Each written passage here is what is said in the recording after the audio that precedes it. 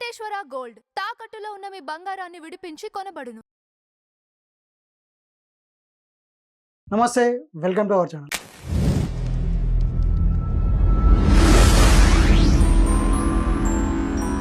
ఈరోజు వచ్చేసి మన ముందు సినీ క్రిటిక్ రాహుల్ అయ్యర్ గారు ఉన్నారు. ఆయనతో మనం మాట్లాడదాం. నమస్తే సార్. సార్, ఇది మిథున్ రెడ్డి గారు వచ్చేసి అరెస్ట్ అయ్యారు. సో ఆయన జైల్లో వేసాక ఆయన కొంచెం వింత కోరికలు కోరారు. దానికి కూడా కోర్టు అనేది పర్మిషన్ ఇచ్చింది. దాన్ని ఏ విధంగా చూడొచ్చు, ఏంటి? చింత చచ్చిన పులుపు చావలేదు అన్నట్టు ఎంత నీచమైన స్థితిలో నువ్వు అరెస్ట్ అయినా కూడా నీ కోరికల చిట్ట ఆ దేవుడు నీ వైపు ఉన్నాడో ఏమో నాకు తెలియదు, కానీ కోర్టు అయితే నీ కోరికల్ని ఒప్పుకుంది. అంటే ఆయన ఏ స్టేట్లో నుంచి వచ్చాడు, ఏ పరిస్థితులు ఆయన అవన్నీ అడిగాడు అనే దానికి వాళ్ళ ఆన్సర్ అనేది చెప్పాలి. చెప్పు ఉంటారు అనుకుంటున్నాను వాళ్ళ తరఫున లాయర్లు. కానీ ఇప్పటికే ఆ కేసులో 11 మందిని అరెస్ట్ చేసిన సెట్ వాళ్ళు, ఈయన 12వ మనిషి A4గా, అంటే A3 A2 A1 ఉన్నారు. ఇంకా అంతేనా? 11 మందిని అరెస్ట్ చేస్తున్నారుగా. సో ఆ దాంట్లో అరెస్ట్ అయిన వాళ్ళు A1 A2 కూడా ఉండొచ్చేమో, మనకు తెలియదు. అంటే వీళ్ళు తారుమారు చేసేస్తారు కదా ఛార్జ్ షీట్ని. సో బయట వినిపించే నిజాలు ఏంటంటే, ఏదో ఒక ఫేక్ ఛార్జ్ షీట్ 300 పేజీలది బయటకు వచ్చింది. ఆ 300 పేజీల్లో అసలు మిథున్ రెడ్డి పేరే లేదు అని చాలా వాళ్ళకి సంబంధించిన ఛానల్స్ చాలా వాపోతున్నాయి. 300 పేజీల ఛార్జ్ షీట్ ఎవడు బయటకు రిలీజ్ చేస్తాడు? ఆయన అరెస్ట్ అయింది ఎప్పుడు? 2 days బ్యాక్. 2 రోజుల్లో ఛార్జ్ షీట్ ప్రిపేర్ చేస్తారా ఆయన మీద? Just asking. ఛార్జ్ షీట్ అనేది ఆ కేసుకి సంబంధించింది. దాంట్లో అందరు అరెస్ట్ అయిన తర్వాత ఛార్జ్ షీట్ కోర్టుకి సబ్మిట్ చేస్తే trial, as per my knowledge అండి, నాకు తెలియంది చెప్తున్నాను. ఓకే. కానీ నువ్వు 300 పేజీలు ఛార్జ్ షీట్ వచ్చేసింది, దాంట్లో అసలు మిథున్ రెడ్డి పేరే లేదు. అలాంటిది ఆయన ఎట్లా అరెస్ట్ చేశారు, ఆయన అసలు దీనికి సంబంధమే లేదు అంటే, ఎల్లి విజయసాయి రెడ్డి గారి ఇంట్లో కూర్చొని నువ్వు మంతనాలు జరిపినప్పుడు తెలీదా మిథున్ రెడ్డి గారి పేరు ఉందో లేదో అనేది? ఆ ఛానల్ వాళ్ళని అడుగుతున్నాను నేను ఇప్పుడు. ఓకే, ఎందుకు అరెస్ట్ చేశారు? పిచ్చిపట్టి అరెస్ట్ చేస్తారా? నీకు అక్రమంగా అరెస్ట్ చేస్తే నువ్వెందుకు పిటిషన్ దాఖలు చేయలేదు నన్ను అక్రమంగా అరెస్ట్ చేస్తున్నారని? లోపలికి వెళ్ళి గొంతెమ్మ కోరికలు ఎందుకు కోరుకున్నావు? వెస్ట్రన్ కమోడ్ కావాలంట, వాకింగ్ షూస్ కావాలంట, డైలీ న్యూస్ పేపర్స్ ఏమేమి కావాలా అవి కావాలంట, బయట నుంచి 3 పూట్ల భోజనం కావాలంట, ఒక సహాయకుడు కావాలి ఆయనకి, వారంలో 5 సార్లు 5 మందితో కూడిన ప్రైవేట్ లాయర్లతో కూర్చొని ఆయన మాట్లాడడానికి పర్మిషన్ కావాలి, మంచం కావాలి, దోమతెర కావాలి, యోగా మ్యాట్ కావాలి. నువ్వు జైలుకి వెళ్ళావా, ఇంట్లో ఉన్నావా అనే సంగతి మర్చిపోలేట్లా వీళ్ళు. ఈ ప్రభుత్వంలో సూపరింటెండెంట్ మంచోడు కాబట్టి కోర్టు అడిగింది సూపరింటెండెంట్ని. ఇప్పుడు మేము ఓకే చెప్తున్నాము, మీకేమైనా అభ్యంతరాలు ఉన్నాయా? మంగళవారం ఉదయం 10:30 లోపల చెప్పండి అంటే సూపరింటెండెంట్ ఏ అభ్యంతరం లేదని చెప్పాడు. అదే చంద్రబాబు నాయుడు గారిని అరెస్ట్ చేసినప్పుడు ఆయనకి భోజనం పెట్టాలంటే మీరు ఒప్పుకున్నారా? ఆయన కాళ్ళు నొప్పులు పడుతున్నాయి, మంచం కావాలంటే మీరు ఒప్పుకున్నారా? అన్ని రోజులు ఆయన లోపల పెట్టారే, అప్పుడేమైంది మీ బుద్ధి? ఇప్పుడు నువ్వు అరెస్ట్ అయ్యావు, నీకు లగ్జరీ లైఫ్ కావాలా జైల్లో? జైలు అంటే ఏంటండి? శిక్ష. నువ్వు రిమాండ్ ఖైదీగా ఉన్నా కూడా నీకు ఆ పశ్చాత్తాపం కలగాలనే కదా నిన్ను లోపలికి పంపిస్తారు. ఆ పశ్చాత్తాపం నీకు కలిగిందా? ఎంత డబ్బు మూట కట్టుకొని ఎక్కడ వేసుకుంటావు? నీ పిల్లలకు ఆ తిండి వంట పడుతుందా? అంత దొంగ డబ్బు, ప్రజల డబ్బు, లిక్కర్ స్కాముల్లో 10 మంది, వేలాది మంది చనిపోయారు ఆ లిక్కర్, దొంగ లిక్కర్, చీప్ లిక్కర్ దాగి. ఆ ఉసరంతా నీ కుటుంబానికి తగలదు? బిగ్ బాస్ అనేది మన ఎవరో బయట పెట్టారుగా, చాలా ప్రముఖ ఛానల్స్ దీంట్లో బిగ్ బాస్ ఎవరు, వెనకాల ఉండేది ఎవరు అనేది ప్రముఖ ఛానల్స్ అందరూ బయట పెట్టారు కదా. ఆ బాస్ ఎవరో, ఆ మేత తిన్న ఆ బాస్ ఎవరో అందరు చెప్పారుగా.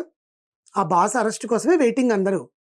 నేను ప్రత్యేకంగా ఆ బాస్ పేరు చెప్పాల్సిన అవసరం లేదు. ఇక్కడ ప్రజలందరికీ తెలుసు ఆంధ్రప్రదేశ్లో ఏం జరుగుతుందా, ఎలా అక్రమాలు జరుగుతున్నాయని. ఇంకా అసలు టీడీపీ మాకేం చేయలేదు, మాకు వైఎస్ఆర్సీపీ ఇది చేసిందని వాపోతున్న వాళ్ళు మూర్ఖులు. వచ్చిన సంవత్సరం అవుతుంటే ఎంత మారింది రాష్ట్రం, ఎన్ని బయటకు వచ్చాయి 5 ఏళ్లలో జరిగిన అక్రమాలు, ఎంతమందిని పీడించుకో తిన్నారు. ఇప్పుడేం మాట్లాడతారు ఆ పార్టీ వాళ్ళు అనేది నా క్వశ్చన్. ప్లస్ ఏంటి, ఆ పార్టీ గురించి కానీ ఆ పార్టీ వాళ్ళు చేసిన అక్రమాలు కానీ బయట పెడితే అరెస్ట్ చేపిస్తారా? మరి మా డబ్బు తిని మాకేం చేయకుండా 5 సంవత్సరాలు మమ్మల్ని క్షోభ పెట్టి మీరేం చేశారు? మీ గురించి మాట్లాడితే తప్పు, మీ నాయకులు చేసిన తప్పుల్ని మేము బయటకు వెలుగుదీస్తే తప్పు. ఇది ఎక్కడి న్యాయం అని అడుగుతున్నాను. ఇప్పుడు మిథున్ రెడ్డి గారు ఇచ్చిన ఆయనను అరెస్ట్ చేసిన తర్వాత వైసీపీ పార్టీలో ఇంకా భయాందోళన పెరిగింది, ఏం జరుగుతుందా అనేది. ఓకే. అది ఫ్యూచర్లో ఎవరికి ఏ బిగ్ బాస్ బయటకు వస్తాడో, ఏ నేత బయటకు వస్తాడో అనేది ఈ ప్రభుత్వానికే వదిలేస్తున్నాం. కానీ మీరు చేసిన తప్పుల్ని సరిదిద్దుకోవడానికి ప్రయత్నించండి. రేపు పొద్దున్న రోజున మీరే రావచ్చేమో, ఓకే. కానీ ఇప్పుడు చేసే వాళ్ళని ఎందుకు ఆపుతున్నారు? అది నా క్వశ్చన్. సో మిథున్ రెడ్డి గారు లోపల అడిగిన ఆ గొంతెమ్మ కోరికల్ని తీర్చినందుకు కోర్టుకి నా స్పెషల్ థ్యాంక్స్ అండి. ఇది సర్కాస్టిక్గానే చెప్తున్నాను, ఎందుకంటే ఒక రిమాండ్ ఖైదీకి మీరు ఇన్ని ఇవ్వాలంటే ఇన్ని సదుపాయాలు ఎలా ఇవ్వగలిగారు అనేది నాకు తెలియట్లేదు. మేబీ అది కోర్ట్ ఆఫ్ లా వాళ్ళు పెట్టిన పిటిషన్ దాఖలు చేసిన దాంట్లో వాళ్ళు చెప్పిన ఎక్స్ప్లెనేషన్కి కోర్టు ఒప్పుకుంటుంది. బట్ టీడీపీ ప్రభుత్వం ఏదైతే ఈ విషయంలో ఈ భారీ కుంభకోణాన్ని బద్దలు కొట్టి ఆ బిగ్ బాస్ ని కూడా బయటికి తీసుకురావాలని మనస్ఫూర్తిగా నేను కోరుకుంటున్నాను. ఇక్కడ ఒకటి నాది, ఇప్పుడు మిథున్ రెడ్డి గారు వచ్చేసి ఇప్పుడు దాదాపు థర్డ్ టైం గెలవడం ఎంపీగా. సో అట్లాంటి పర్సన్ ఇలాంటి స్కామ్ చేశారంటే ఎలా నమ్ముతారు అని చెప్పేసి వైసీపీ పార్టీ వాళ్ళు అంటున్నారు. దానికి ఏమంటారు? ఓకే, అంటే ఎంపీగా 3 సార్లు ప్రజల మన్నలను పొందిన అతను ఈ స్కామ్ లో ఇరుక్కున్నాడని ఇప్పుడు కదా బయట తెలిసింది. వాళ్ళ హయాంలో తెలియదుగా. ఓకే. వాళ్ళ హయాంలో తెలియదు కదా. ఓకే. వాళ్ళ హయాం వచ్చాకనే కదా అందరూ కుమ్మక్కయ్యి కూర్చొని ఈ పెద్ద స్కామ్ ని 3,000 కోట్లు అండి, 3,000 కోట్లు ఓకే. ఆ ప్యాలెస్ లోకి సంచులు సంచులు సంచులు సంచులు వెళ్ళాయి. ఇప్పుడు కదా జనాలకి తెలిసింది. ఓకే. ఇప్పుడు కదా అయ్యో ఇతన్నా మనం ఎన్నుకుంది అని మాట్లాడుతున్నారు. అతను రాజకీయ పరంగా ఆయన ఆ నియోజకవర్గానికి ఏదైతే చేయాలనుకున్నాడో అతను చేసి ఉండొచ్చేమో, కానీ ఓకే. అతను చేసిన తప్పే కదా. ఓకే. ప్రజలు ఓటు ఎందుకు వేస్తారు? నువ్వు మంచి చేసావు కాబట్టి ఓటేస్తారు. అంతే. నువ్వు చెడు చేసిన దాన్ని దాచిపెట్టి నువ్వు మంచి చేసావు కాబట్టి వాళ్ళు ఓటేశారు. చెడు బయటపడుతున్నప్పుడు ప్రజలకు తెలుస్తుంది కదా చెడో మంచో చెడో ఏదో. అవును. ఇంకా పుండు మీద కారం జల్లినట్టు నువ్వే బయటకు వాళ్ళు ఏం చేస్తున్నారంటేనండి, వైఎస్ఆర్సీపీ ఎవరైతే మాట్లాడుతున్నారో ఆ ప్రతిపక్షంలో వాళ్ళు చేసిన తప్పుని సమర్థించుకోవడానికి ఇంకో తప్పు చేస్తున్నారు, ఓకే. ఇంకోటి బయట చెప్తున్నారు. ఓకే. దాన్ని కప్పిపుచ్చాలి. దాన్ని కప్పిపుచ్చాల్సిన అవసరం లేదు. ఇప్పుడు బట్టబయలు అయిపోయింది. అవును.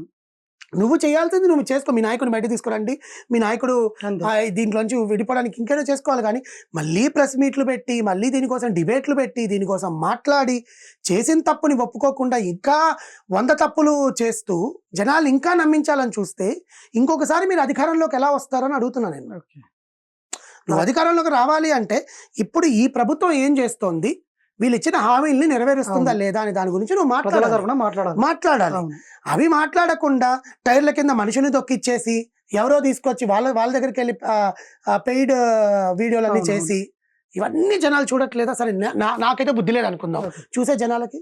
సో ఎప్పుడైనా సరే తప్పు నువ్వు చేసినప్పుడు నువ్వు పశ్చాత్తాపడాలి. ఓకే. అది లేకుండా దాని గురించి సమర్థించుకుంటే అది ఇంకో తప్పు అవుతుంది. అదే మిథున్ రెడ్డి విషయంలో వాళ్ళు చేస్తున్నది. Thank you.